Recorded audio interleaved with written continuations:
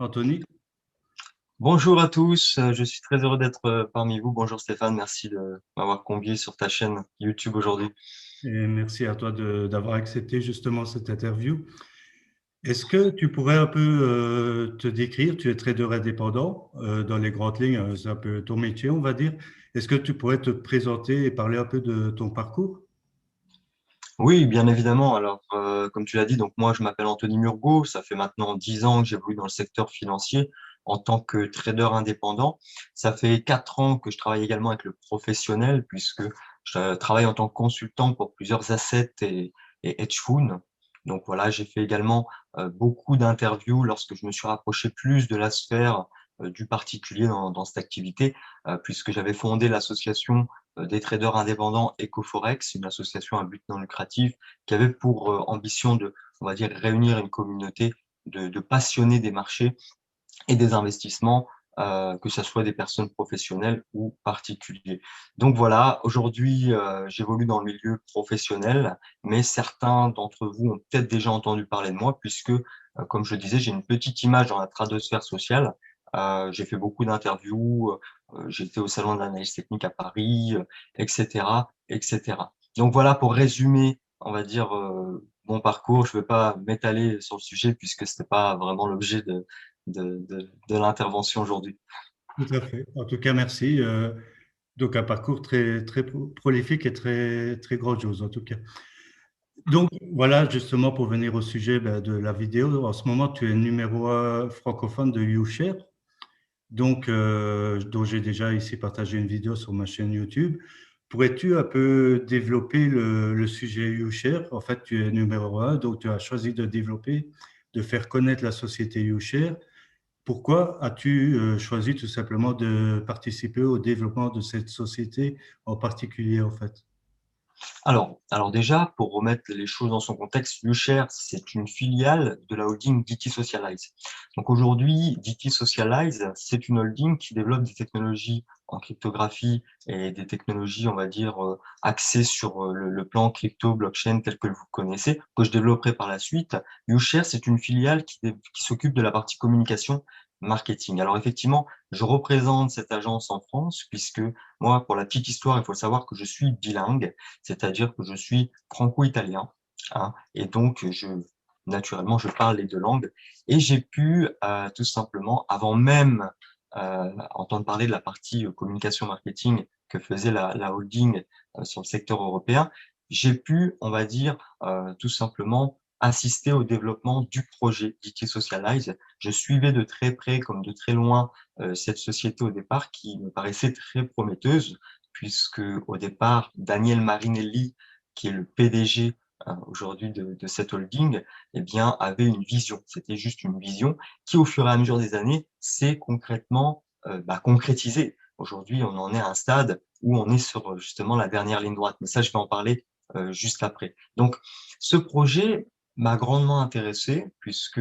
comme je vous disais à l'instant, c'est un projet qui, pour moi, a pour ambition non seulement de permettre aujourd'hui à la majeure partie des personnes qui naviguent sur Internet à travers de divers dispositifs, hein, que ce soit les ordinateurs tels qu'on les connaît, nos smartphones, etc., eh bien, d'avoir une vie privée, on va dire, un peu plus élevée, d'avoir une confidentialité beaucoup plus, on va dire, cryptée dans leur navigation, dans leurs échanges, mais également redonner du pouvoir à ces personnes, du pouvoir d'achat.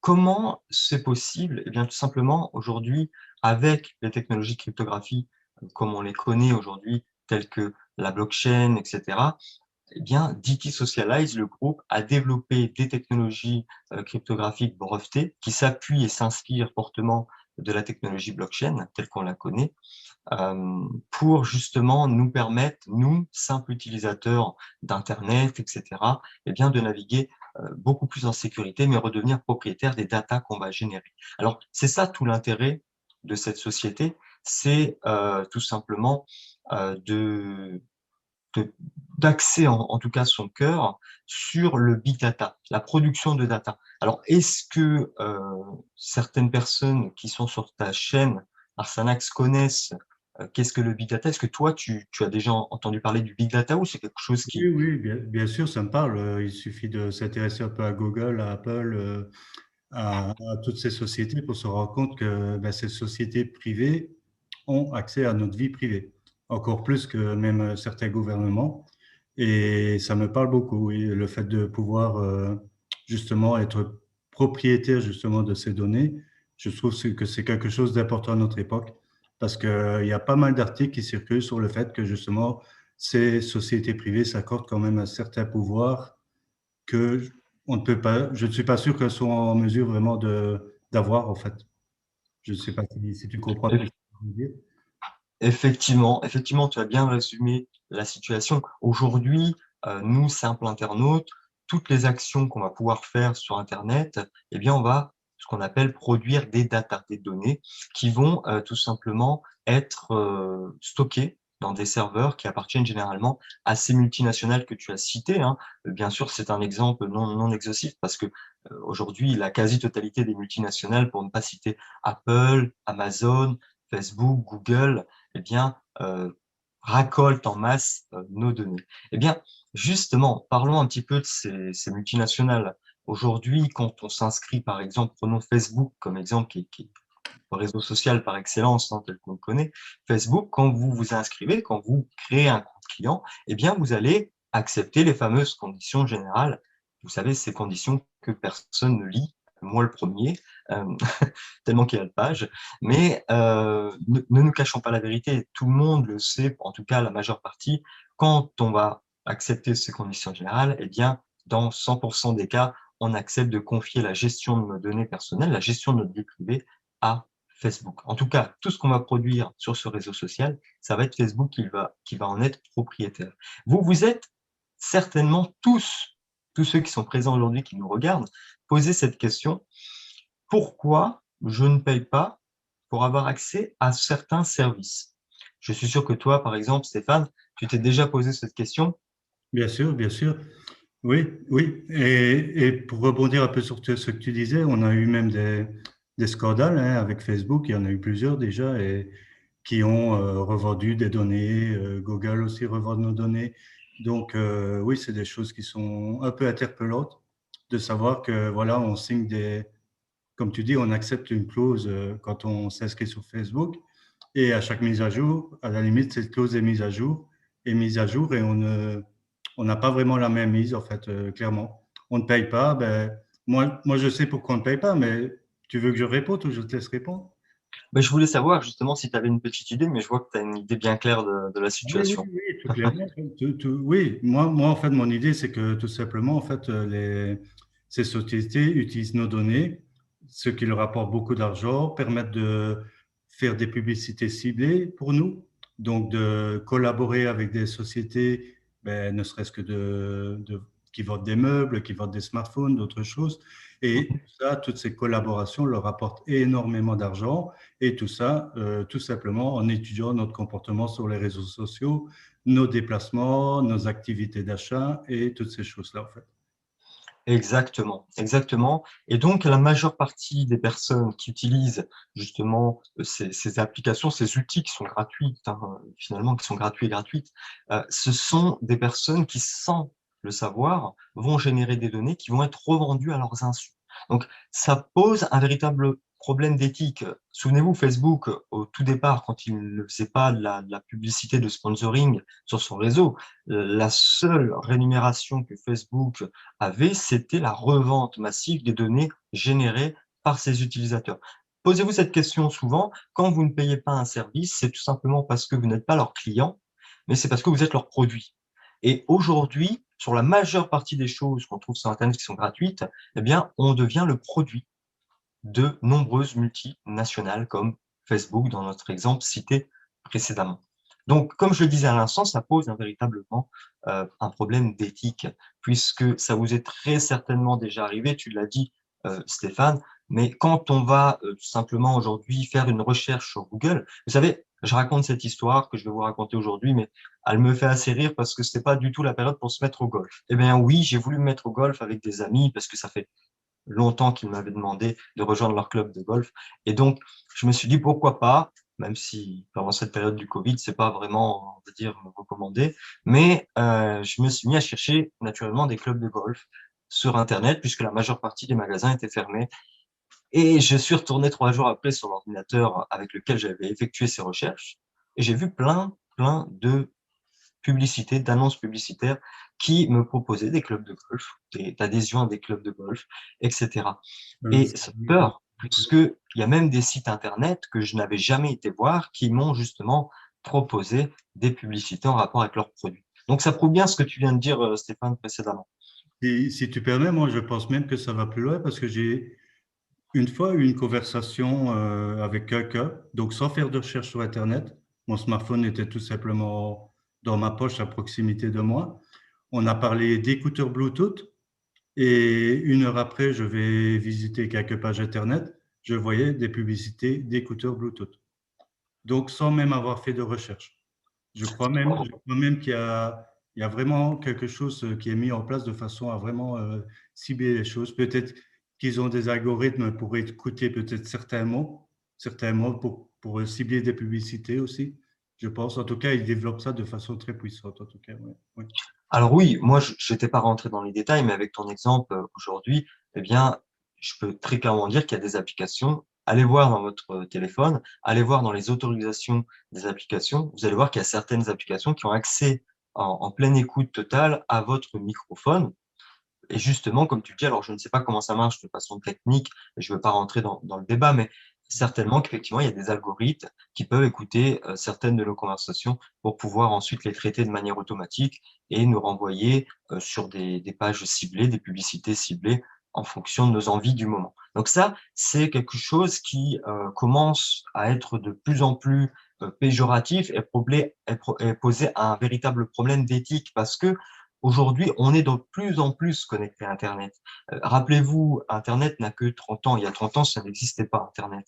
Donc, aujourd'hui, quand vous racontez à vos grands-parents qu'Internet tient au creux de votre main avec un simple smartphone, je peux vous dire que si on se met à la place de nos ancêtres, eh bien, c'est énorme, l'évolution en si peu de temps.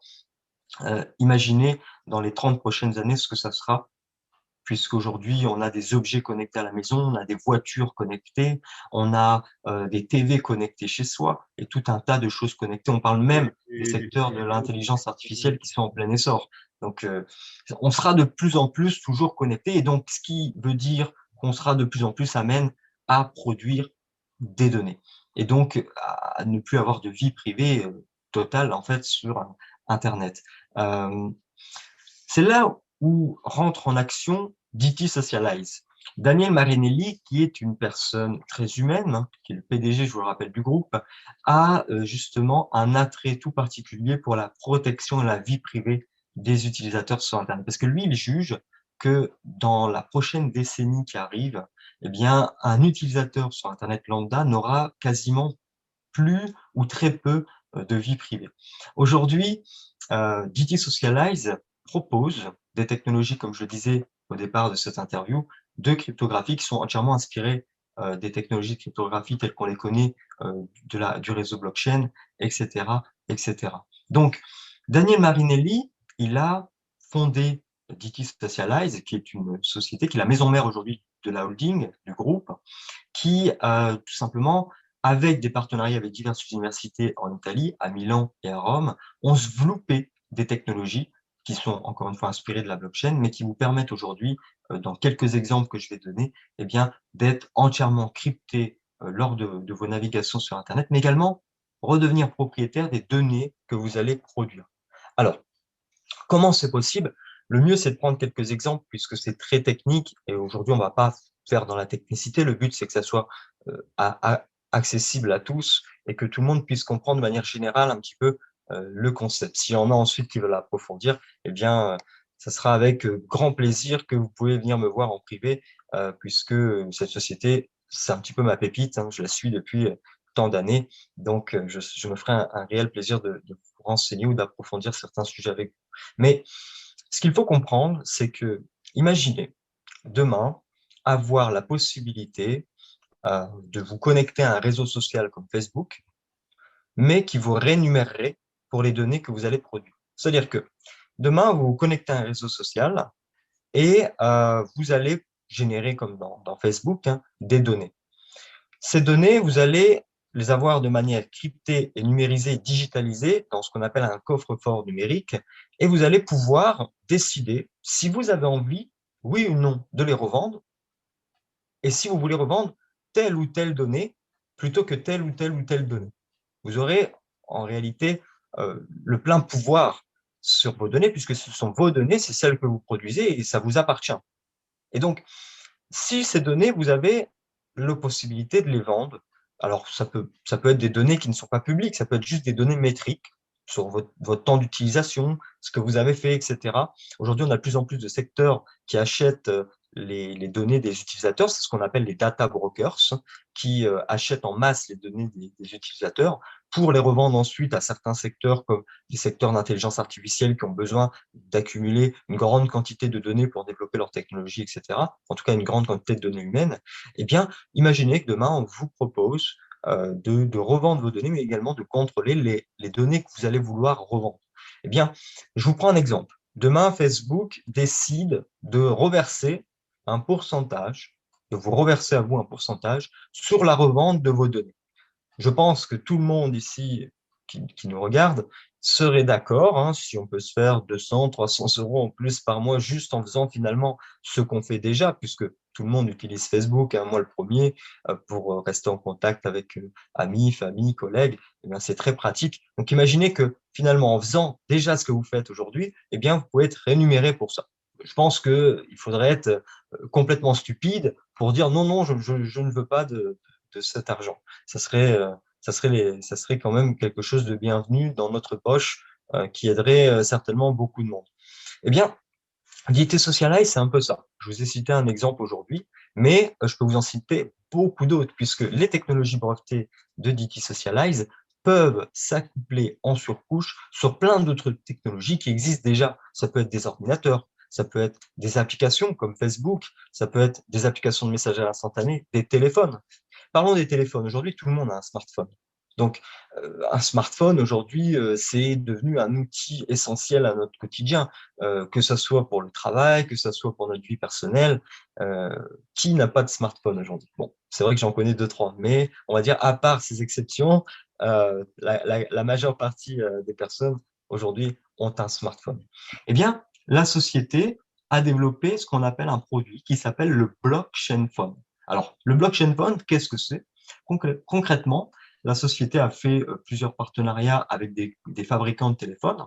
Il y avait eu un premier partenariat qui avait été fait avec Xiaomi, qui va être plus axé sur le professionnel, mais d'autres partenariats sont en cours, ont déjà été faits. Je ne peux pas me prononcer publiquement sur le nom des fabricants, puisque ça appartiendra au PDG lui-même d'en faire la déclaration. Je ne veux pas lui voler la face, on va dire, aujourd'hui, lors de cette interview, au niveau des prochaines annonces qui vont paraître dans les prochaines semaines, prochains mois. Mais le blockchain phone, pour en revenir finalement au sujet, c'est un téléphone qui intègre cette technologie en surcouche de cryptographie qu'a développé et breveté DT Socialize. Donc, imaginez un téléphone aujourd'hui qui vous permet finalement, sur tout ce que vous allez faire, puisque souvenez-vous, la production de données, finalement, c'est quelque chose que vous faites inconsciemment, quand vous allez utiliser votre smartphone, que vous regardez une vidéo YouTube, que vous allez sur Internet faire une recherche ou que vous parlez avec vos familles, vos amis, vos collègues, ou même quand vous mettez un simple j'aime sur une publication sur Facebook, eh bien, vous allez générer des données. Donc, des données, on en génère constamment et de manière inconsciente. Même là, actuellement, on est en train de faire cette interview, ben, on génère des données indirectement. Donc, imaginez que ce smartphone, toutes les données que vous allez générer vont être cryptographiées et encapsulées de manière numérique dans un coffre-fort digital qui vous permettra, vous, ensuite, d'aller contrôler les données que vous avez générées, mais de décider, grâce à un processus automatique, de revendre telle ou telle ou telle partie des données que vous avez générées et de commencer, finalement, à gagner de l'argent sur la revente de ces données aux data brokers, les données que vous aurez choisi de revendre. Vous n'êtes même pas obligé de les revendre si vous voulez, mais pourquoi pas? Eh bien, vous allez commencer à gagner de l'argent avec votre téléphone simplement en faisant ce que vous faites déjà, c'est-à-dire l'utiliser pour X ou Y raison. Donc, ça, par exemple, c'est un autre bijou de technologie qu'a fabriqué DT Socialize. Donc, en plus de vous offrir un niveau de cryptographie et d'anonymat beaucoup plus élevé que le normal, vous allez pouvoir gagner de l'argent, c'est-à-dire gagner en pouvoir d'achat sur la production de vos données et ne pas laisser toute cette ressource à Facebook, à Google, à Amazon, qui ont compris finalement que de toute manière, le pétrole de demain, ce sera le big data. Comme je vous l'expliquais, aujourd'hui, ces grandes multinationales revendent ça en masse. Mais il faut bien prendre conscience d'une chose. Internet, il y a 30 ans, comme je le disais précédemment, n'existait pas. Aujourd'hui, la technologie ne cesse que d'évoluer, donc on produira de plus en plus de données, et donc on enrichira de plus en plus ces multinationales, mais aussi on aura de moins en moins de vie privée. Vous savez qu'aujourd'hui, le marché d'échange de données le plus gros au monde, en tout cas en termes de marché financier, parce que c'est un peu mon domaine, c'est le marché du forex, le marché d'échange de monnaie, tel que vous le connaissez. Vous savez, quand vous échangez des dollars contre des euros, vous avez très certainement, vous aussi, joué un petit peu au trader sans même vous en rendre compte lorsque vous voyagez à l'étranger où vous devez changer vos monnaies en dollars, en euros, en livres sterling, etc. Eh bien, vous faites un peu du trading puisque vous allez changer la valeur de vos euros au taux actuel de la valeur de la monnaie que vous allez acquérir. Donc, des fois, vous avez plus de livres sterling, vous pouvez avoir moins de livres sterling en fonction du cours de cotation de ce qu'on appelle de la paire de devises GBP USD, donc livre sterling contre dollar ou euro GBP, euro contre livre sterling, pour pas trop rentrer dans les détails. Eh bien, imaginez aujourd'hui que ce marché est considéré comme le marché le plus gros au monde en termes d'échanges journaliers. C'est plus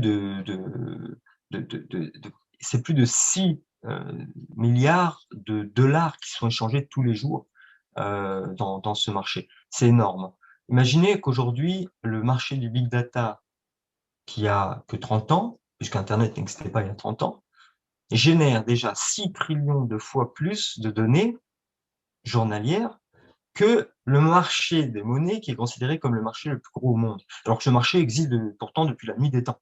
Donc, c'est pour ça que, comme je le disais, plus la technologie va évoluer, plus on va générer des données et plus, justement, on va enrichir ces multinationales, mais aussi on va se mettre à nu au niveau de notre vie privée. Donc, ça, ce sont des exemples de technologies qu'a développé DT Socialize pour accroître notre pouvoir d'achat, mais aussi notre confidentialité sur Internet, redevenir finalement propriétaire de ce qu'on va produire. Eh bien, il faut savoir que DT Socialize, c'est avant tout une ICO, c'est-à-dire une société qui va, comme toute autre société, toute autre ICO, dans le secteur de la crypto-monnaie, va émettre sa propre crypto-monnaie et ce qu'on appelle ses propres tokens. Alors, vous allez me dire une crypto-monnaie de plus. Alors oui, c'est bien, on peut faire un pump and dump, on peut en profiter. Alors, c'est pas vraiment ça. C'est pas vraiment le cas, justement, avec DT Socialize. Pourquoi? Parce qu'aujourd'hui, DT Socialize a créé ce qu'on appelle le DTCoin. Le DTCoin pour Datacoin, finalement. Pourquoi? Parce que ça va être une monnaie la première de sa génération, en tout cas, qui va intégrer une valeur intrinsèque. Aujourd'hui, vous savez que toutes les crypto-monnaies ou les altcoins que vous trouvez sur Internet, eh bien, ont des indices de volatilité très élevés. Pourquoi? Parce qu'ils ne dépendent que du système traditionnel de l'offre et la demande. Donc, c'est-à-dire entrée-sortie. Plus il y a d'entrée et moins il y a de sortie, mieux c'est puisque le cours va monter. Moins il y a d'entrée et plus il y a de sortie, le cours, la valeur en tout cas, va chuter. Donc, le problème de ces crypto-monnaies, c'est qu'ils ne sont basés que sur ce système d'offre et de demande et il n'y a pas de valeur intrinsèque entre deux pour soutenir le prix. Donc, aujourd'hui, le DTCoin se démocratise largement par rapport à toutes ces crypto-monnaies puisque la typologie va être différente, de sorte que le DTCoin est la première crypto-monnaie de sa génération à intégrer une valeur intrinsèque. Et qu'est-ce que ça va être, cette valeur intrinsèque? Eh bien, ça va être tout simplement le big data, tel qu'on vient d'en parler précédemment. Donc, ces fameuses données qu'on génère tous les jours en quantité massive, sans s'en rendre compte, qui vont être revendues et soutenir donc la valeur du DTCoin. Donc, c'est-à-dire que dans toutes les technologies qu'a développées DT Socialize, qui est, je vous le rappelle, un groupe, et donc constitué de plusieurs sociétés. Un groupe, c'est constitué de plusieurs sociétés. Aujourd'hui, on a une deuxième société très importante du groupe DT Socialize qui s'appelle DT Circle. Cet écosystème va rassembler toutes les technologies développées par la maison mère DT Socialize, et dans ces technologies qu'elle va développer, eh bien, les utilisateurs vont pouvoir, comme je vous l'expliquais également, produire, bon ça ils le font de manière inconsciente, produire des données, mais pouvoir les revendre. Eh bien, cette revente, les data brokers, ceux qui achètent les données, vont devoir l'acheter en DTCON. C'est-à-dire qu'ils vont devoir acheter des grosses quantités de DTCON pour pouvoir accéder à ces data, à ces données qui sont produites dans toutes les technologies contenues dans l'écosystème DT Circle. Ce qui fait que la monnaie, contrairement au Bitcoin, si vous regardez un petit peu le graphique du Bitcoin, sur n'importe quelle unité de temps finalement, vous pouvez aller voir sur l'unité de temps journalière, vous allez voir que le Bitcoin a un indice de volatilité très élevé, ce qui est en fait aujourd'hui une monnaie très instable. Vous savez, aujourd'hui, le Digicon n'est régulé par aucun organisme financier. C'est une monnaie qui est décentralisée, mais qui pour autant est fortement influencée par les organismes officiels extérieurs. Tu as dit le Bitcoin, je crois que tu as voulu dire le Bitcoin. Le Bitcoin, effectivement, merci Stéphane. Entre toutes ces cryptos qui Oui. finissent tous par con, donc c'est vrai que des fois, dans le discours, on se trompe. Mais en soi, je pense que tout le monde avait compris, aujourd'hui, le Bitcoin est une crypto-monnaie qui est très influençable par les organismes officiels extérieurs, malgré son caractère décentralisé. Faut remettre les choses dans son contexte. Au départ, on avait un Bitcoin qui avait été créé pour faciliter les échanges entre utilisateurs, entre professionnels, acheteurs-vendeurs, etc. C'était une nouvelle technologie. Aujourd'hui, le Bitcoin, alors je vais peut-être me faire des ennemis pour les adorateurs. Alors, parenthèse, j'étais un des premiers à recommander lors de son essor l'acquisition en masse de Bitcoin. Je l'ai d'ailleurs fait moi-même. C'est pas ça le sujet. Le sujet, c'est qu'aujourd'hui, la génération évolue et pour moi, le Bitcoin n'est plus une crypto-monnaie, c'est devenu une crypto-valute. Une crypto-valute qui est extrêmement instable et volatile. Et d'ailleurs, aujourd'hui, les baleines, les élites s'en ont complètement emparés. On a vu il y a quelque temps la fameuse manœuvre d'Elon Musk qui, alors, on lui en veut pas. Si j'aurais cette capacité financière, j'aurais fait la même chose que lui, hein, bien sûr. Mais justement, ça prouve une chose. Ça prouve que le Bitcoin n'a aucune valeur intrinsèque qui le supporte et qui rend son prix stable. Puisque un tweet là-bas jeté au hasard de Elon Musk ou machin bidule, qui a du pouvoir financier ou qui est à la tête d'une grosse multinationale, ça va faire monter indirectement le Bitcoin. Donc, aujourd'hui, le Bitcoin est devenu très instable et très manipulable. Son marché en termes de liquidité est très pauvre, ce qui fait qu'une injection d'un petit milliard de dollars va faire décaler le cours de 30% à la hausse, etc., etc. C'est ça la grosse problématique de ces crypto-monnaies, c'est que la majeure partie du temps, elles ne sont pas tout simplement stables et donc à terme, elles ne sont pas viables. On sait que, par exemple, la majeure partie des altcoins qui sortent ou des nouvelles cryptos, etc., sont basées effectivement sur des projets qui sont très prometteurs et je recommande bien entendu de se diversifier et d'investir dans certains de ces projets, que ce soit à court terme ou à moyen terme. Par contre, à long terme, on sait que ces projets ne seront pas viables. Pourquoi? Parce que ce sont tous des projets qui cherchent à concurrencer des technologies, des vieilles technologies aujourd'hui qui sont déjà en phase de disparaître ou d'être remplacées. Parce que tout simplement, il n'y a pas de valeur intrinsèque dans ces monnaies qui sont émises.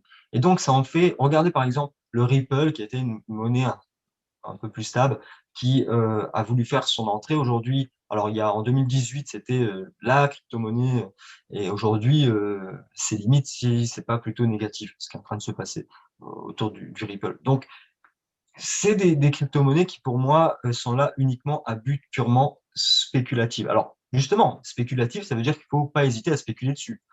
C'est même la seule recommandation que moi je donnerais à ceux qui nous écoutent, hein. En tant qu'investisseur dans l'âme, spéculateur, c'est sûr qu'il y a des bons coups à faire. Mais en soi, maintenant parlons plus long terme.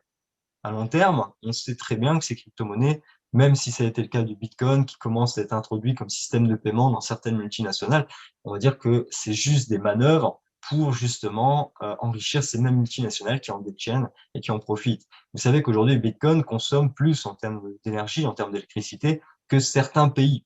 Donc, il y a de l'avenir, hein, je vous le dis. Surtout qu'on a des Christine Lagarde, Banque centrale européenne, c'est quand même la banque centrale de l'Europe, hein, qui vient le critiquer et mettre en garde. Yellen de la Réserve fédérale américaine qui fait pareil. Warren Buffett, qui n'est plus à présenter, qui dit que cette crypto-monnaie ne sera pas viable dans le temps. Donc, entre effectivement Elon Musk qui vous dit que vous allez pouvoir acheter votre Tesla en Bitcoin, et Warren Buffett et des représentants de banquiers et des banquiers centraux qui vous mettent en garde. Je vous rappelle que ces organismes officiels, du jour au lendemain, n'ont qu'une décision à prendre, comme ça a été le cas dans certains autres pays, hein, qui ne sont pas des pays en sous-développement, hein, par ailleurs, qui ont déjà interdit le Bitcoin, par exemple. Ça prouve bien que cette monnaie, malgré qu'elle est décentralisée, est quand même vachement influencée par les organismes officiels extérieurs. Imaginez que le FMI, le Fonds monétaire international, demain décide de proscrire le Bitcoin. Ce serait la quasi-totalité des pays qui l'interdiraient avec. Donc, l'avenir, en tout cas, est très instable, même si je ne dis pas qu'il ne faut pas investir, en tout cas sur ces crypto-monnaies, qu'il ne faut pas en détenir. En détenir, peut-être pas, spéculer dessus, oui, mais en soi, c'est pas l'objet, en tout cas, c'est pas de les rendre péjoratifs. C'est juste pour vous expliquer que les prochaines générations de crypto-monnaies, et pour le coup, là, il faut être très ouvert, il faut être très avant-gardiste, comme les Daniel Marinelli, ce seront les crypto-monnaies à valeur intrinsèque, c'est-à-dire les crypto-monnaies qui seront supportées par quelque chose et non plus seulement par le système traditionnel de l'offre et la demande. Sur le Bitcoin et la majeure partie des 1500 autres crypto-monnaies qui sont, entre guillemets, corrélées, eh bien, il n'y a pas de coupe-circuit, il n'y a pas de chambre de compensation comme les produits financiers régulés. Réveillez-vous demain, le Bitcoin, c'est un actif qui cote H24, 7 jours sur 7. Réveillez-vous demain à minuit ou à 3 heures du matin et voyez qu'il a perdu 90% de sa valeur. Oui, c'est possible, hein, sur ce type d'actifs financiers, c'est complètement possible. Donc, c'est pour ça que ça en fait des crypto-monnaies qui ne sont pas viables dans le temps. Imaginez un commerçant qui vous vend une télévision à, je sais pas, 500 euros, vous allez pouvoir le payer en Bitcoin parce qu'il propose ce type de paiement. 5 minutes après avoir reçu les Bitcoins, ce commerçant voit la valeur du Bitcoin dévaluer et au final, c'est comme si il vous a vendu sa télé à 50 euros. Donc, bon, c'est pas très intéressant pour lui. Ce sont des exemples assez bruts, mais qui définissent et caractérisent bien que ces crypto-monnaies n'ont plus qu'un intérêt de crypto-valute, c'est-à-dire un intérêt spéculatif aujourd'hui et rien de plus. Est-ce qu'il y a de l'argent à se faire ou pas dessus? Ça, c'est une autre histoire. Bien sûr que oui, qu'il y en a à se faire de l'argent dessus. Il faut, encore une fois, spéculer.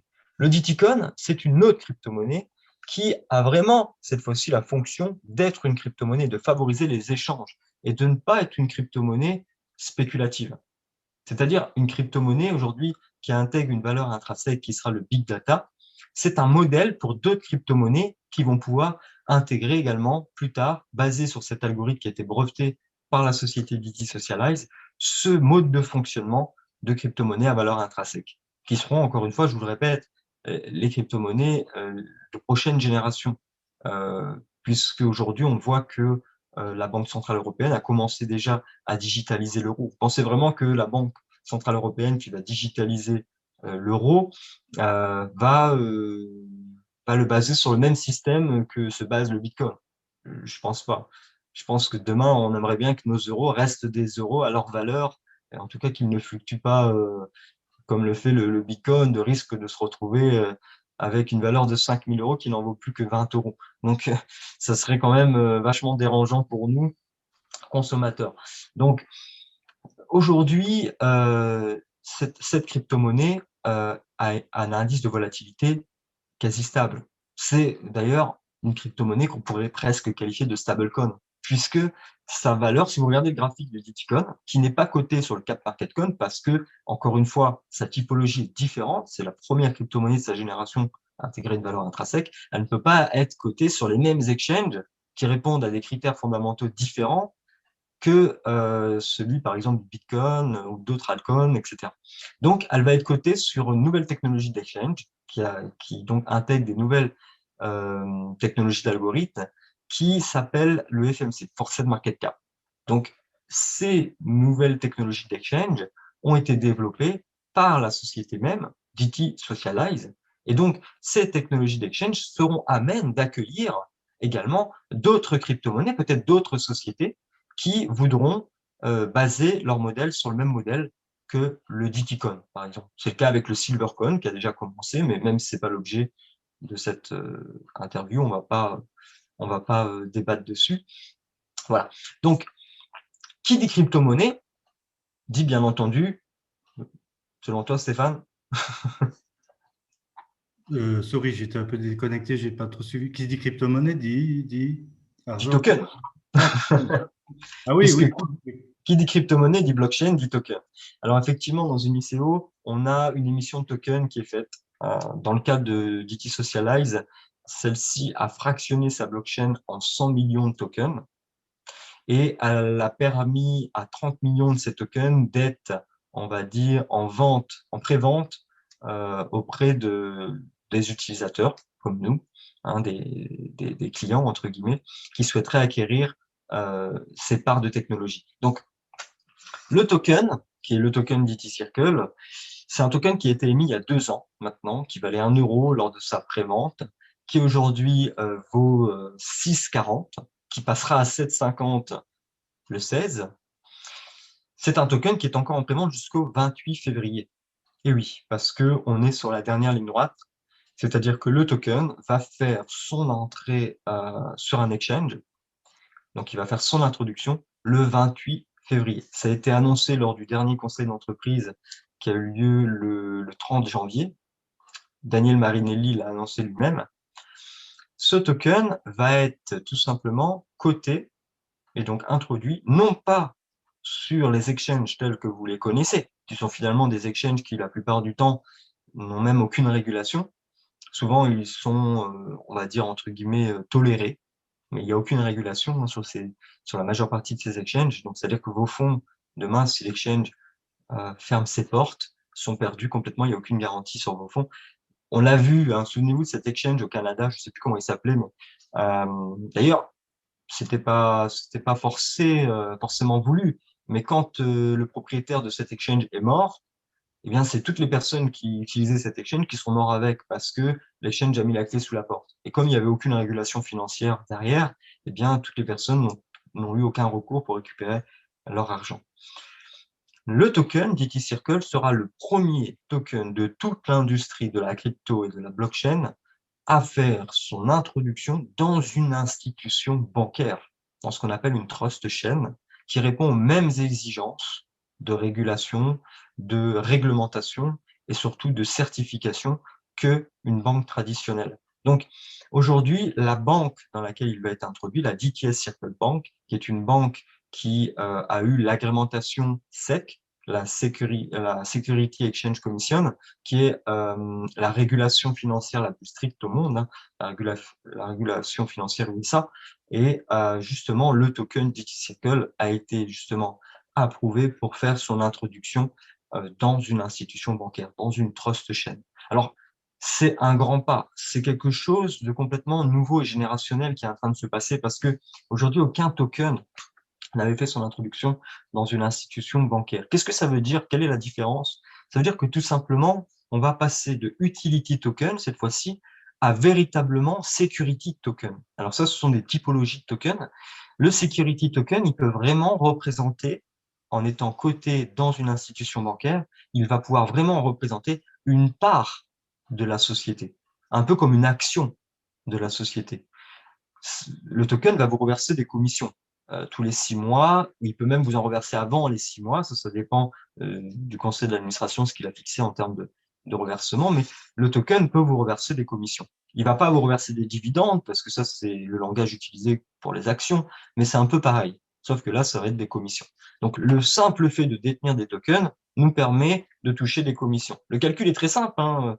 Il faut pas avoir fait Bac+5 pour le comprendre. Vous avez, par exemple, je sais pas moi, 10 000 tokens, vous faites 10 000 tokens, la société, par exemple, a fait un chiffre d'affaires, un bénéfice plutôt de 900 millions d'euros sur l'année. Alors, Dans une holding, c'est pas grand-chose, hein, 900 millions d'euros sur une année, parce que il faut savoir que dans le marché du big data, ça représenterait 0,001% de cette grande industrie. Donc, en fait, c'est pas si indicatif que ça, l'exemple que je donne finalement. Donc, 900 millions de bénéfices que fait la société, eh bien, vous divisez ces 900 millions par 100 millions, puisque souvenez-vous que la blockchain a été fractionnée en 100 millions de tokens, ça vous fait un reversement par token de 9 euros. Vous avez 1000 tokens, ça vous fait 9000 euros de commission payée. C'est plutôt pas mal. Le fait que simplement en détenant des tokens, on peut avoir un reversement en commission, simplement en les détenant. Donc ça, c'est plutôt pas mal. Mais une fois que le token sera coté sur les exchanges le 28 février dans cette fameuse institution bancaire, le prix, forcément, va augmenter. Parce que là, on est sur un prix nominal. Forcément, quand vous achetez un token en pré-vente, vous êtes susceptible de l'acheter au prix le plus bas possible, puisque vous avez cet avantage de l'acquérir avant même qu'il soit coté sur les exchanges. Donc, forcément, quand il sera sur les exchanges, eh bien, son prix peut encore augmenter. Peut-être qu'à la fin de l'année, le token vaudra 100 euros. Et si vous voulez les revendre, vous pouvez les revendre, bien entendu.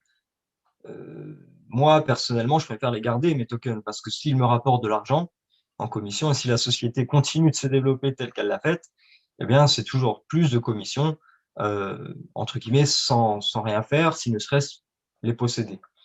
Mais bien sûr que les tokens pourront se revendre sur les exchanges. La seule différence, c'est qu'un token qui est coté dans une institution bancaire passe security token. Quand vous avez un token qui est utility token, c'est-à-dire qui n'a pas été certifié, dont la valeur n'est pas certifiée par une institution bancaire, par aucune régulation. Le problème de ce token, c'est que, mettons le cas que DT Socialize, par exemple, cotait son token sur un exchange classique. Demain, DT Socialize revend une de ses applications. Je vais par exemple parler de l'application UUp.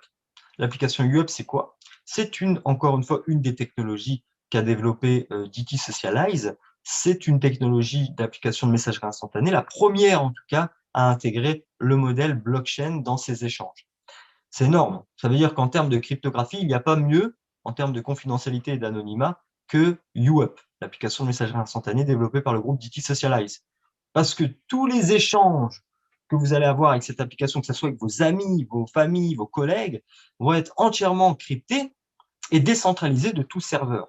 Donc, ça en fait une application qui, pour tous ceux en tout cas qui se soucient de leur vie privée, etc., pionnière dans l'industrie de la cryptographie. D'ailleurs, pour vous dire à tel point, cette application, le PDG, donc Daniel Marinelli, a été convié à un moment donné aux États-Unis par George R., un proche collaborateur du gouvernement américain, qui voulait parler des technologies incluses dans cette application de messagerie instantanée. Donc, pour que ça intéresse des personnalités gouvernementales, c'est que tout simplement, ce type de technologie, en tout cas qu'a développé DT Socialize, est très prometteur et très précurseur dans beaucoup de domaines, de la cryptographie, etc. Mais cette application vous permettra également, si vous le souhaitez, de revendre les données que vous allez générer, ne serait-ce qu'en parlant avec votre famille, vos amis, etc. Donc, c'est une application, comme je l'expliquais avec le blockchain phone, où vous allez pouvoir choisir quel type de données revendre. OK? Alors, fermons la parenthèse sur cette application. Imaginons que demain, DT Socialize veut revendre cette application. Comme ça a été le cas avec WhatsApp, puisque Facebook, je crois que c'est en 2011, si je ne me trompe pas, avait racheté WhatsApp pour plus de 17 milliards de dollars. Donc, c'est énorme pour une application de messagerie instantanée. Imaginez que le token DT Socialize se coté sur un exchange classique, hein, comme tous les autres tokens font. Eh bien, comme il serait juste utility token, eh bien, vous ne percevrez aucun avantage sur cette revente d'application. Or, comme notre token, le token DT Circle, celui dont je suis en train de parler, est coté dans une institution bancaire, que sa valeur est certifiée et qu'il va passer donc security token, eh bien, il vous octroie justement cette partie de pouvoir bénéficier, il vous donne, pardon, cette partie de pouvoir bénéficier d'un pourcentage de reversement également sur cette revente d'application. Donc, c'est là qu'est toute la différence. Un token qui est coté dans une institution bancaire, régulée par la SEC, eh bien, sa valeur est certifiée par la banque elle-même. Donc, ce qui fait que finalement, pouvez même reconvertir vos tokens en monnaie fiat et pouvoir tout simplement aller dépenser dans les magasins avec vos tokens. C'est là qu'en fait toute la différence. Donc, c'est pour vous montrer aussi à quel point la société est bien vue au niveau des organismes officiels, des régulateurs, etc., dans les technologies de crypto-monnaie qu'elle est en train de développer. OK? Donc, Je je comprends bien, pense Anthony, si je comprends bien, en fait, cette monnaie n'a aucune chance un jour de perdre de la valeur. En fait, on ne va faire que croître. exactement. Cette monnaie ne peut que croître en valeur puisque, sans rentrer dans les détails, le système algorithmique qui est justement préprogrammé sur les exchanges qui sont prêts à accueillir ce type de crypto, eh bien, font en sorte que cette monnaie ne peut pas perdre de valeur. Alors, quand vous détenez du Diticoin, vous allez pouvoir, comme n'importe quelle crypto-monnaie, le revendre à partir de l'exchange. Mais ça va être un processus complètement différent de celui que vous connaissez avec les autres crypto-monnaies. C'est-à-dire que vous n'allez pas pouvoir revendre, par exemple, mettons le cas que vous voulez revendre 4 Diticoin. Le Diticoin aujourd'hui coûte 36 euros. Il y a 2 ans, le Diticoin coûtait à peine 1 euro. Et si vous regardez sa courbe, il a que monté en valeur, sans jamais redescendre, de manière très lissée. Alors bien sûr, il ne va pas prendre des 80% comme le Bitcoin. Mais le but, encore une fois, de cette crypto-monnaie, c'est de ne pas être une crypto-valute. C'est de ne pas être un outil financier spéculatif. Mais vraiment d'être une crypto-monnaie cette fois-ci. À valeur stable, qui aura vocation à rassurer autant le consommateur que les professionnels pour l'introduire en monnaie de paiement. Que ce soit cette crypto-monnaie ou toutes les autres crypto-monnaies qui se baseront sur le même modèle finalement. Parce que cette crypto-monnaie, quand vous allez vouloir la revendre sur l'exchange, ça va se faire de manière dégressive, c'est-à-dire par palier. Peut-être que pour revendre 4 Bitcoin, il va falloir attendre une semaine, peut-être, le temps que le système fasse passer de manière partielle tous les ordres pour pouvoir tout simplement liquider votre transaction et vous donner les euros correspondant à cette crypto. Donc, c'est vraiment le but aujourd'hui de cette crypto-monnaie, c'est pas de faire de spéculation avec, c'est vraiment de l'utiliser pour les échanges. D'ailleurs, ça fonctionne déjà, puisque avec YouBuyUp, qui est une application qui remplace DTPay, eh bien, vous allez pouvoir payer dans certains commerçants qui acceptent déjà le Diticoin. Il y a plus de 3000 commerçants en Italie qui acceptent déjà le Diticoin, puisque la société est italienne, qui acceptent déjà le Diticoin en moyen de paiement. Moi-même, qui habite en Italie, j'ai déjà pu faire un plein d'essence en payant avec le Diticoin. En fait, c'est arrivé complètement par hasard, puisque j'avais du Diticoin en portefeuille et j'ai vu sur, vous savez, la station essence Q8 en Italie, qu'ils acceptaient, j'ai vu le logo Diticoin. Et tiens, je me suis dit, pourquoi pas tenter, pourquoi pas essayer, allez, on va faire l'expérience. J'ai même une petite vidéo, hein, pour les personnes qui seraient sceptiques, qui voudraient voir cette vidéo, je pourrais vous la passer, puisque j'étais avec un ami et je lui ai dit, écoute, filme ça, puisqu'il faut vraiment qu'on filme ça. Et j'ai payé en Diticoin le commerçant. Et ça a pris vraiment 30 secondes chrono. Avec la simple application, on scanne un QR code, on a payé le truc, on a même le ticket numérique qui apparaît dans l'application. Et je suis reparti avec mon plein d'essence payé en Diticoin. Alors, sachant que le Diticoin, moi, quand je l'avais acheté, il était à 20 euros, hein. Donc après, il est monté à 36. Donc je me suis même fait du pouvoir d'achat sur. Mais pour vous prouver que ça fonctionne réellement. Et aujourd'hui, le Bitcoin est en pleine croissance et son boom, je pense, arrivera certainement en février, puisque cette année 2021 est l'année zéro, entre guillemets, de la société, puisque la société, depuis 4 ans, a développé des technologies qui vont justement exploser cette année, puisqu'ils vont être axés au grand public, comme le blockchain phone, qui n'était qu'un prototype jusqu'à maintenant, va être en pleine accessibilité au grand public. Donc, voilà, il y a beaucoup de choses qui vont se passer cette année de 2021. Et Alors, j'imagine on peut s'attendre même peut-être à voir des ordinateurs portables ou d'autres produits du style débarquer alors. alors, fabriquer des ordinateurs portables, c'est comme le blockchain phone, c'est-à-dire que la société ne s'impose pas en tant que fabricant de technologie. Elle s'impose en tant que chercheuse de technologie, c'est-à-dire que elle va pouvoir développer des technologies numériques qui vont pouvoir s'implanter dans des technologies déjà existantes, qui peuvent être des ordinateurs portables, des téléphones, par exemple, comme on l'a vu avec le blockchain phone, des applications comme YouBoyUp, DT Life, qui est un projet de réseau social qui vous rémunère pour l'utiliser. Moi, je l'utilise déjà, bon, c'est en version bêta, mais c'est sympa de voir un petit peu comment ça fonctionne. Vous gagnez des Diticon, en fait, que vous pouvez ensuite dépenser dans le réseau des marchands qui l'acceptent, ou alors le reconvertir en euros, tout simplement, et vous le gérez comme monnaie fiat sur votre compte bancaire, hein. Donc, c'est assez intéressant de voir que le système fonctionne déjà, alors que c'est justement des prototypes jusqu'à maintenant. Donc voilà, c'est vrai que c'est difficile de récapituler un peu tout ce qu'a développé cette société. J'essaie de présenter, entre guillemets, de manière générale, les choses les plus essentielles à comprendre et à connaître, mais il y a tellement de choses qu'on pourrait en parler toute une nuit. La société, vraiment, en 4 ans, vous vous doutez bien, a développé énormément de technologies sur divers secteurs et elle est en constante évolution. L'application UWeb dont je vous parle est déjà disponible sur le Play Store ou l'Apple Store. Vous pouvez déjà aller la tester, c'est complètement gratuit, hein. Maintenant, je suppose en tout cas que la majeure partie d'entre vous, de ceux qui vont visualiser cette vidéo, vont se poser la question suivante. Quel est notre intérêt à nous de, de rentrer dans cette société, d'utiliser ces technologies?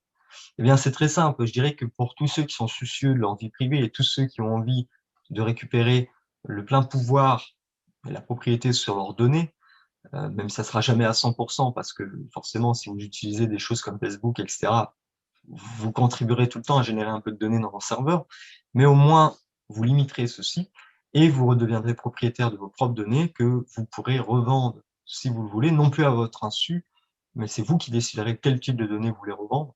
Et également, vous pouvez vous positionner en tant qu'acquisiteur de cette technologie. Vous pouvez, par exemple, je parlais du token. Bon, on est sur la dernière ligne droite, donc c'est un peu tard aujourd'hui, mais sachez que le token est toujours disponible en prévente jusqu'au 28 février, date de son introduction sur les exchanges, dans cette institution bancaire. Donc, ce qui fait qu'aujourd'hui, le token est à 6,40 jusqu'au 16. Même s'il est passé officiellement, on va dire, à 7,50, il est encore disponible à l'acquisition à 6,40 dans la boutique, parce que tout simplement, il y a eu, suite à l'annonce, la dernière annonce du président, beaucoup de, forcément, vous vous en doutez, de virements d'argent entrant pour acheter, pour faire l'acquisition, en tout cas du token DT Circle. Quand vous avez un token, le premier token qui va s'introduire dans une institution bancaire, forcément, vous imaginez qu'il y a eu un afflux que la comptabilité n'a pas su gérer, n'a pas su contrôler. Donc, il y a eu un retard sur l'augmentation du prix du token en prévente. Et même si on le voit dans notre dashboard, dans notre espace client, qu'il est déjà passé à 7,50 sur la prévente, on voit que dans la boutique, il est encore bloqué à 6,40. Donc, c'est un petit truc que je vous donne. Jusqu'au 16, c'est possible encore de l'avoir à 6,40 et limite de se faire déjà une plus-value indirectement après le 16, puisqu'il est déjà passé à 7,50. Donc, ça, vous pouvez également, si vous le souhaitez, si vous voulez vous positionner en tant que pionnier détenteur de cette technologie, en tout cas d'une partie de cette technologie, eh bien, le token DT Circle, jusqu'au 28, il est encore accessible en prévente. Comment on fait justement pour pouvoir l'acquérir? Eh bien, c'est très simple, il suffit de passer par l'agence YouShare, qui est une autre filiale du groupe, puisque le groupe a voulu bien séparer la partie marketing de la partie recherche, de la partie sloupage de technologie, de la partie partenariat. YouShare, c'est la marque, on va dire, dédiée, la marque qui a l'exclusivité sur la vente des services et produits et technologies que développe le groupe DT Socialize. Donc, tout ce qui est token, blockchain phone, etc., vous pouvez, en passant par YouShare, acquérir justement ces technologies. Même s'il y a des technologies aujourd'hui qui sont complètement publiques, comme YouUp, YouBouyup, ou encore tout simplement DT Life, le réseau social, vous pouvez vous inscrire gratuitement. Donc vous, comment vous pouvez vous positionner avec ce projet? euh, Moi, je dirais qu'il faut se diversifier. Et dans cette diversification, ça serait vraiment dommage de ne pas inclure cette société qui a un avenir long terme en termes de génération dans ce secteur, puisque avec tout ce qu'on vient de dire, je pense que ça va susciter votre curiosité, que vous allez vouloir en savoir plus. Il y a des liens, il y a des choses, il y a de quoi lire. Il y a même des white papers qui détaillent en long et en large l'infrastructure. Donc, pour ceux vraiment qui sont techniques, qui ont envie de se plonger dedans, eh bien, il y aura de la lecture. N'hésitez pas également si vous voulez plus d'informations, mais en détenir, il faut en détenir parce que ça serait dommage de passer à côté de cette opportunité. Et si vous voulez pas en détenir, parce que c'est pas quelque chose qui vous intéresse, vous avez toujours la possibilité de suivre l'évolution du projet, mais également d'utiliser les technologies si vous êtes soucieux de votre vie privée. Il faut savoir que la société, le groupe DT Socialise, qui est une holding, va faire bientôt son introduction en bourse au LSE, au London Stock Exchange. Donc, pour une société de cette industrie, c'est une première également dans l'histoire, puisque cette société qui développe des technologies axées sur les technologies blockchain, crypto, etc., va faire son introduction en bourse dans une des plus grosses places boursières du monde, qui est à Londres, la place boursière de Londres, le London Stock Exchange. L'année dernière, le président Daniel Marinelli a, on va dire, cumulé les rendez-vous avec un advisor du LSE qui a préparé, en tout cas qui aidait à mettre en conformité la société pour pouvoir faire son entrée en bourse sur 2021. Alors, est-ce qu'elle va rentrer en bourse en 2021? Ça, je ne le sais pas. Je ne fais pas partie du conseil d'administration, malheureusement, mais j'ai eu quelques échos que ça serait bien possible, sans vous garantir quoi que ce soit, puisque on sait que la société a su se mettre en pleine conformité avec les dernières exigences réclamées par les régulateurs boursiers pour pouvoir faire son introduction au LSE. Maintenant, c'est à l'advisor de fixer stratégiquement la date d'entrée en bourse de la société. Alors, est-ce qu'il le fera cette année? Est-ce qu'il le fera l'année prochaine? Ça, bien sûr, on ne le sait pas. Mais si vous allez dans les dictories du LSE, on voit déjà que la société est préprogrammée pour faire son introduction. Donc, ça, c'est aussi un véritable gage de crédibilité du groupe et des technologies qu'il développe d'aller faire son introduction en bourse au London Stock Exchange dans très peu de temps, finalement. Donc, il s'agit vraiment d'un écosystème complet avec ses propres produits. C'est-à-dire que plus il va y avoir d'utilisateurs, que ce soit sur le réseau social, sur la messagerie et par exemple des personnes qui vont acheter le blockchain Soon, et plus alors le token va prendre de la valeur, la société va prendre de la valeur. En tout cas, moi j'ai compris ça comme ça. Est-ce que je suis bien dans le bon? C'est tout à fait ça, Stéphane. C'est tout à fait ça. Alors, petite parenthèse, alors il n'y a pas que les utilisateurs qui vont contribuer justement à cette richesse. Il y a aussi les partenariats qui sont faits au niveau professionnel. Aujourd'hui, vous avez par exemple Diti Socialize qui a fait des partenariats avec certaines banques. Je pense à la Walex Custody, qui est une banque numérique européenne qui propose des services de trust, de trusting, et c'est des comptes anonymes tout simplement en custody qui vous permet d'avoir un degré d'anonymat sur vos transactions bancaires, votre activité bancaire. Vous savez que ce type de compte, par exemple, coûte à peu près 25 000 euros pour pouvoir le mettre en place. Si vous allez sur Walex Custody, hein, vous allez voir que pour avoir accès à ce compte trust et garantir l'anonymat, c'est 25 000 euros d'entrée plus 2 000 euros par mois pour maintenir le service.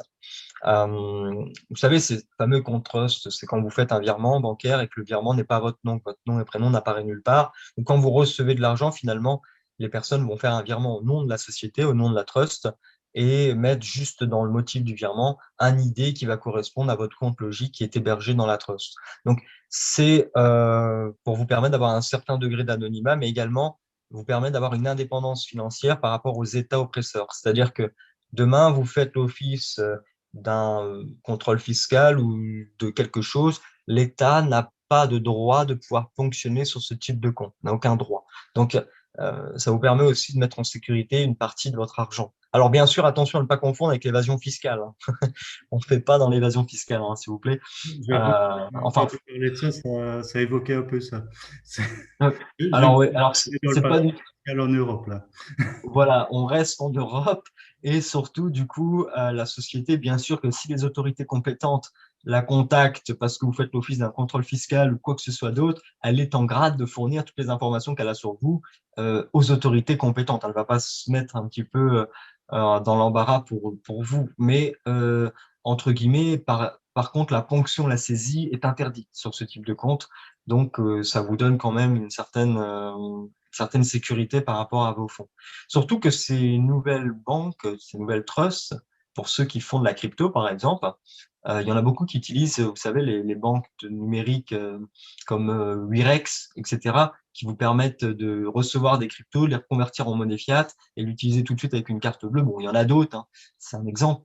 Eh bien, avec ce compte custody, vous pouvez le faire aussi. C'est-à-dire que vous avez un portefeuille crypto qui vous permet de recevoir vos cryptos et de les reconvertir tout de suite en monnaie fiat et de les utiliser avec avec une carte bancaire.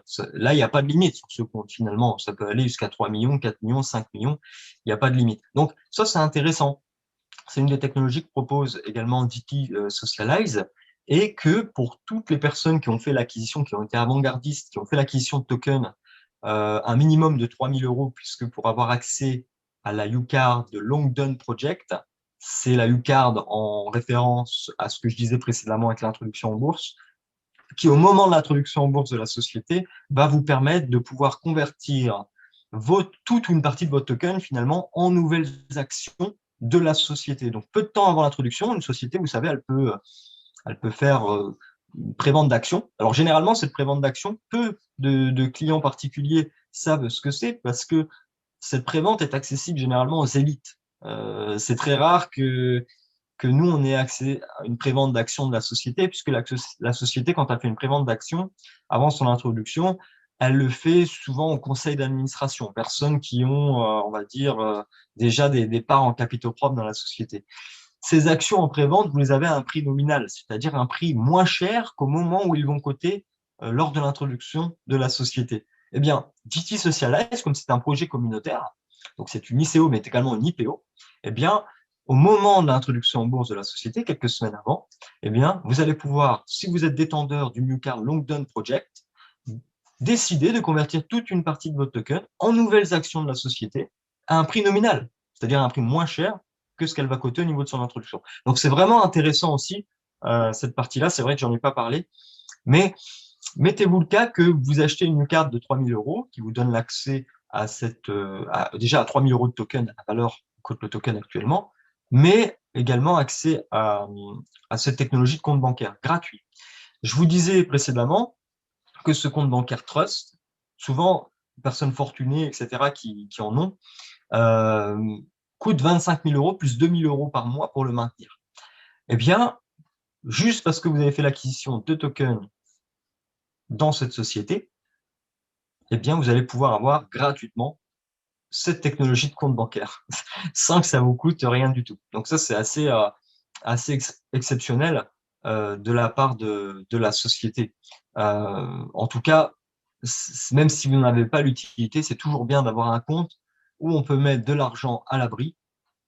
On ne sait jamais ce qui peut arriver. Donc voilà, bon, c'est une parenthèse, c'est une des autres technologies qu'a développé la société. Je pense avoir fait un petit peu le tour. Il me semble aussi, tu as très bien détaillé en tout cas le mindset de la société et leurs différents produits. Il y avait une question que j'avais à te poser, si bien sûr tu es d'accord, hein. Toi, personnellement, on voit bien que voilà, tu suis la société depuis le début, que vraiment c'est un projet qui te tient à cœur, qui t'intéresse. Comment vois-tu l'avenir de la société? Est-ce que tu penses qu'à terme, par exemple, le réseau social de DT Socialize, DT Live, pourrait rivaliser avec les plus grands? Pour ne Bien sûr, pas citer de nom, mais voilà.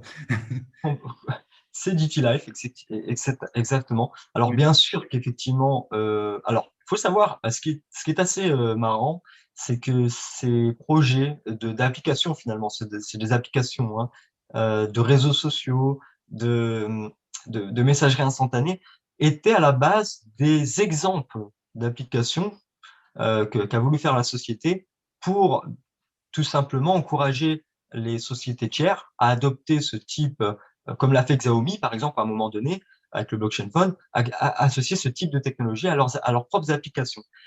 Et au final, il y a eu tellement un succès, déjà, de la part des utilisateurs communautaires hein, qui ont utilisé ces applications et qui ont participé indirectement au développement de celles-ci. Il y a eu tellement un succès que lors du dernier conseil d'administration, on a eu la bonne surprise que Daniel Marinelli a créé une nouvelle société à rattacher à la holding qui est à Miami. Donc Miami, c'est un peu la ville où tous les géants, Facebook, Google, etc., sont implantés. Donc on a l'impression que Daniel Marinelli veut rivaliser, justement, comme tu le disais, Stéphane, avec les plus grands en allant s'installer dans la même ville qu'eux. Il aurait pu choisir n'importe quelle ville, mais je pense que Daniel Marinelli est un filou et il aime bien justement C'est pas un hasard s'il a choisi Miami. exactement. Et justement, il a développé une société qui va se consacrer entièrement au développement de ces applications sociales au vu de leur succès. Donc, rivaliser avec les plus grands, Je dirais pourquoi pas. En tout cas, il y a de grandes chances, puisque je te pose la question à toi, Stéphane, tu vas au magasin, tu es intéressé par un modèle de téléphone et tu vois que tu peux avoir le même modèle, sauf qu'un téléphone par rapport à l'autre, qui est le même modèle, qui a les mêmes caractéristiques, tu sais, la caméra super pixelisée. Je suis pas très à l'aise avec la technologie dans ce sens, mais C'est euh, ce que tu dis parce que j'ai le Xiaomi justement, ah mais, bah mais sous Android quoi. Donc justement, je voulais te demander parce que ça m'interpelle. Enfin moi personnellement et je pense que ça risque d'interpeller aussi, d'intéresser les personnes qui nous écoutent. Le fameux blockchain phone, il repose sur un système d'exploitation qu'ils ont créé eux-mêmes. alors je pense qu'il y a une implémentation du noyau dans la version, alors je suis pas technique non plus dans ce sens, mais dans la version libre d'Android.